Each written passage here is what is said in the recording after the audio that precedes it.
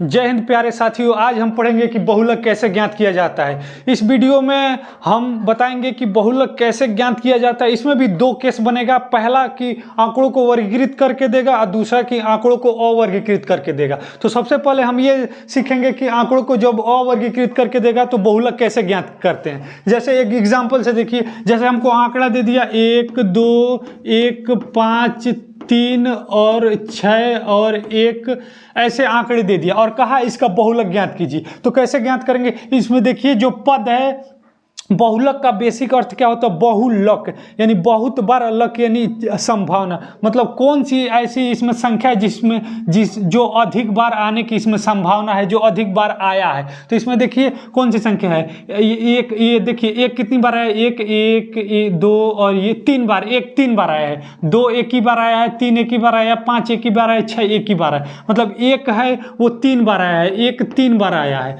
अधिक से अधिक 3 बार आया है। मतलब दूसरा कोई क्या, दूसरा ये 2 एक ही बार आया है, 5 एक ही बार आया, 3 एक ही बार आया है। तो इसका बहुलक, इस पद का बहुलक, इस आंकड़े का बहुलक 3 हो जाएगा। जैसे दे दिया 5 7 8 2 2 1 4, ऐसे दे दिया। अब देखिए इसमें कोई ऐसी संख्या है जो सबसे अधिक बार आई है, सबसे अधिक बार।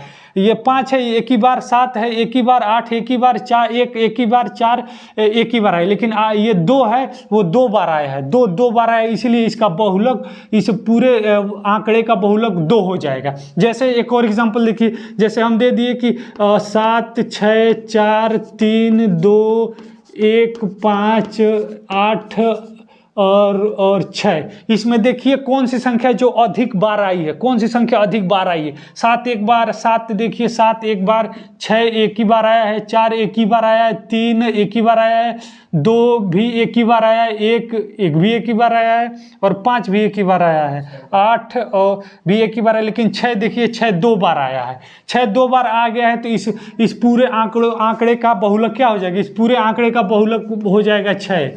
इस पूरे आंकड़े का बहुलक हो जाएगा 6। मतलब जब आंकड़ा अवर्गीकृत करके देगा तो हमको ये ज्ञात करना रहेगा कि बहुलक क्या होगा। तो उसके लिए देखेंगे कि कौन सा इसमें आंकड़ों में कौन सी ऐसी संख्या है जो सबसे अधिक बार आई है, जिसका बहुलक सबसे अधिक होगा। बहुलक यानी आने की संभावना। तो सबसे अधिक बार कौन सी संख्या आया है, तो जो संख्या आया होगा वही उसका बहुलक होगा। ठीक है, अब सीखेंगे, ये तो जान गए ना। अब सीखेंगे कि जब आंकड़ों को वर्गीकृत करके देगा तो बहुलक कैसे ज्ञात करेंगे। तो उसके लिए फार्मूला होता है। फार्मूला बहुलक बराबर होता है, बहुलक बराबर होता है L प्लस कोष्टक में F1 माइनस F0 अपान 2 F1 minus F0 minus F2 और इंटू H। ये होता है बहुलक निकालने का फार्मूला जब आंकड़ों को वर्गीकृत करके दिया हो। तो कैसे ज्ञात करेंगे? जैसे एक हमारे सामने एग्जाम्पल है, इससे देखते हैं। ठीक, इसमें हमको सबसे पहले चाहिए F1 क्या देगा? F1 तो F1 के लिए सबसे देखेंगे इसमें सबसे बड़ी बारंबारता क्या है। ये तो है वर्ग अंतराल और ये है बारंबारता। तो बारंबारता को F से प्रदर्शित करते हैं। तो इसमें देखेंगे सबसे बड़ी बारंबारता क्या है। तो सबसे बड़ी बारंबारता है 40, तो इसको मान लेंगे F, इसको मान लेंगे F। इससे पहले वाली बारंबारता को मानेंगे F0 और इसके बाद वाले बारंबारता को मानेंगे इसको F1, इसको F2। ठीक, और क्या चाहिए हमको? और चाहिए L। तो ये बहुलक है, ये बारंबारता सबसे अधिक 40 है। तो इसके जो कॉलम में होगा यही बहुलक वर्ग होगा। तो बहुलक वर्ग 7 से 10 है। तो L यानी इसमें छोटा, सबसे छोटा क्या है? 7 10 में तो 7 है, तो L ये हो जाएगा। और H का होगा दोनों के बीच में गैप कितना है। तो दोनों के बीच में गैप कितना है? 7 से 10 बीच में कितना गैप है? गैप 3 का है। तो हमारे पास L कितना आ गया? L हमारे पास आ गया 7। L हमारे पास आ गया 7। F1 कितना आ गया? F1 आ गया 40, सबसे बड़ी बारंबारता। ठीक, F0 क्या आ गया? सबसे बड़ी बारंबारता से पहले वाली बारंबारता 30। F0 हमारे पास आ गया 30। ठीक, और F2 सबसे बड़ी बारंबारता से बाद वाली बारंबारता क्या? 16।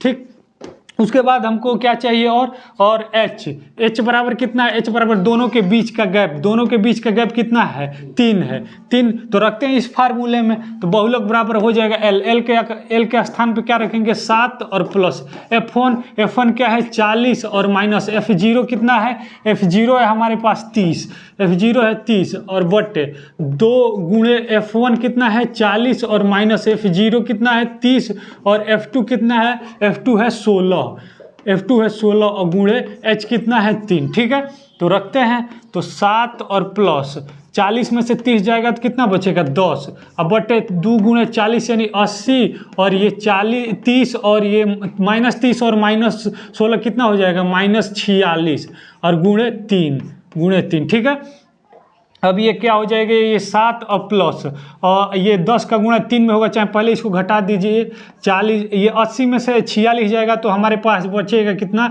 हमारे पास बचेगा ये 34 और गुणे 3, 34 गुणे 3 इधर कर देते हैं। अब 7 बराबर हो जाएगा 7 और प्लस, अब देखिए 10 का गुणा 3 में होगा तो 10 3 30 अब बटे ये नीचे इसके 34 है, नीचे इसके 34 है। अब इसको काट दीजिए, अब ये 2 से कटेगा ये 15 बार में और 2 से कटेगा 17 बार में, 2 से कटेगा 17 बार में, तो ये क्या हो जाएगा 7 प्लस 15 बटे 17। अब इन दोनों का एलसीएम ले लीजिए, 17 7 कितना हो जाएगा, ये 7 7 49 का 9 और हासिल 4 7 ने 7 7 4 11 119 प्लस 15 बटे 17, तो ये क्या हो जाएगा 9 5 14 का 4 हासिल 1 और 1 1 2 और 1 3 और 134 बटे 17 इसका आंसर हो जाएगा, इसका बहुलक हो जाएगा। ठीक है, तो कैसे हम सीख गए कि जब आंकड़े को अवर्गीकृत करके देगा तो देखेंगे कि सबसे अधिक बारंबारता क्या है, वही उस आंकड़े का बहुलक हो जाएगा। और जब आंकड़ों को वर्गीकृत करके देगा तो फार्मूला रखेंगे l plus f1 minus f0 अपन 2 f1 minus f0 minus f2 into h।